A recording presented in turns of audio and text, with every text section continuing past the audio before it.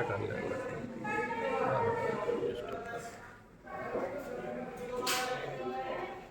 अब आपको सेंटेंस के स्ट्रक्चर के बारे में बताते हैं। जैसे हमारी बॉडी है, शरीर है, हमारे शरीर में अगर एक भी अंग प्रभावशाली ना हो तो हमारा कार्य जो है प्रभावित होने लगता है।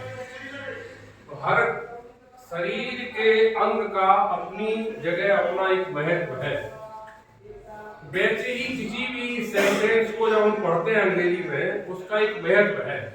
उसके भी कुछ अंग होते हैं जिसे हम पार्ट्स ऑफ स्पीच कहते हैं। क्या कहते हैं? Parts of speech. ये क्या होता है? शब्दों के भेद। तो ये कितने प्रकार के होते हैं? 8। कितने होते हैं? 8 प्रकार के होते हैं। उन्हीं के आधार पर पूरी जो अंग्रेजी का स्ट्रक्चर है वो तैयार होता है। मतलब अंग्रेजी में जो स्ट्रक्चर है पार्ट ऑफ स्पीच के आधार पर होता है, और जो हम अंग्रेजी पढ़ते हैं उसमें उसका कहीं ना कहीं महत्व आपको मिलेगा। तो आपको ये सेंटेंस मैंने 3 लिखे हैं और इसको अलग अलग चार्ट के कलर से मैंने इंडिकेशन दिया है।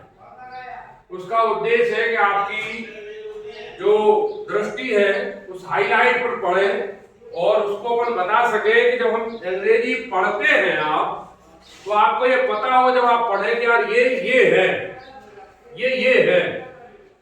तो जो ग्रामर का पोर्शन है वो इसी से बनता है। जैसे एक सेंटेंस शुरू हुआ माय ग्रैंड मदर। जब कोई सेंटेंस शुरू होता है, किसी के बारे में कोई चर्चा होती है, तो हमें कैसे पता चलेगा ये किसके बारे में बातचीत है?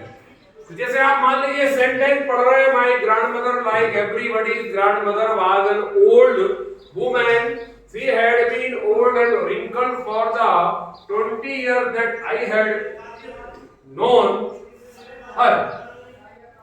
तो इसका मतलब क्या है? माय ग्रैंडमदर से मेरी दादी। अगर मैंने इसको आप हाइड कर दिया, छुपा दिया, आप इसको मत पढ़िए, अब आप पढ़िए लाइक एवरीबॉडी। तो क्या आप समझ पा रहे हैं कि क्या कहा जा रहा है? लेकिन अगर ये वाला भाग जुड़ गया तो समझ पा रहे हैं कि किसी के बारे में चर्चा है। ये सब्जेक्ट है। क्या कहेंगे इसको? सब्जेक्ट। इसका मतलब जिसके बारे में बात शुरू हो रही है, दैट मीन सब्जेक्ट। इसी को बोलते हैं हम कर्ता, हिंदी में बोलते हैं कर्ता। अब आगे बात समझिए। लेकिन जब हमने इसको छुपा लिया तो ये सेंटेंस तो बना, लेकिन प्रभावशाली नहीं बना। हम उतने तरीके से समझ नहीं पा रहे जैसा हमें समझना चाहिए, पहचान हो गया। तो दैट मीन ये जो वाक्य के बारे में चर्चा हो रही है, जो पहले आया है वो सब्जेक्ट है। वो क्या है? सब्जेक्ट। अब लाइक की तरह, लाइक माने पसंद करना, ये क्रिया है। इसे हम मेन वर्ब कहते हैं, मुख्य क्रिया। क्या कहते हैं? सामान्यतः मुख्य क्रियाओं में हमने पढ़ा है, पिछले 10वीं में आपको बताया था कि हिंदी में जब ना लग जाता है सामान्यतः अंत में, वो क्रियाएं मुख्य क्रियाएं कहलाती हैं। जैसे दौड़ना, दौड़ना ना लग गया, और दौड़ने को इंग्लिश में क्या बोलते हैं? रन। क्रिया हो गई मेन वर्ब। रीड माने पढ़ना, पढ़ना, तो रीड क्या हो गई? Main verb. बात समझ में आ रही है? तो जितने भी आपके हिंदी में ना लगने वाले समानता शब्द होते हैं, उसके अगर हम इंग्लिश पकड़ ले तो वो मुख्य क्रियाएं कहलाती हैं। तो ये मैं तो बढ़िया हुई। एवरीबॉडी, एवरीबॉडी जो है ये क्या है? ये प्रोनाउन के बदले। अब आप सब बैठे हैं तो आप सबको अगर एवरीबॉडी कह सकते हैं, ऑल स्टूडेंट कह सकते हैं, आप प्रोनाउन हो।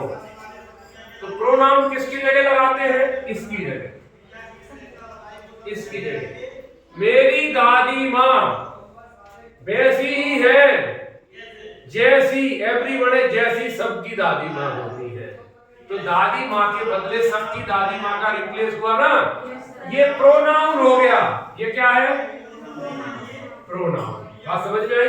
मैंने दादी के स्थान पर सभी दादियों का प्रयोग करना।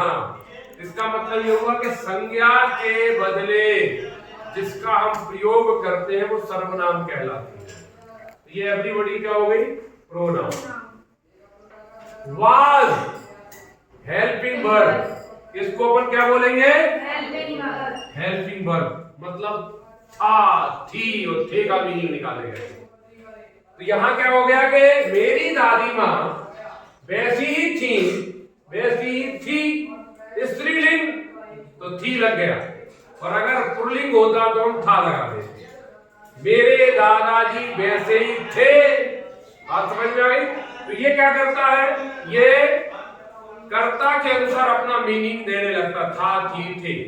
तो मेरी दादी माँ वैसी दादी माँ, मतलब औरों की दादी माँ की तरह मेरी दादी माँ भी थी।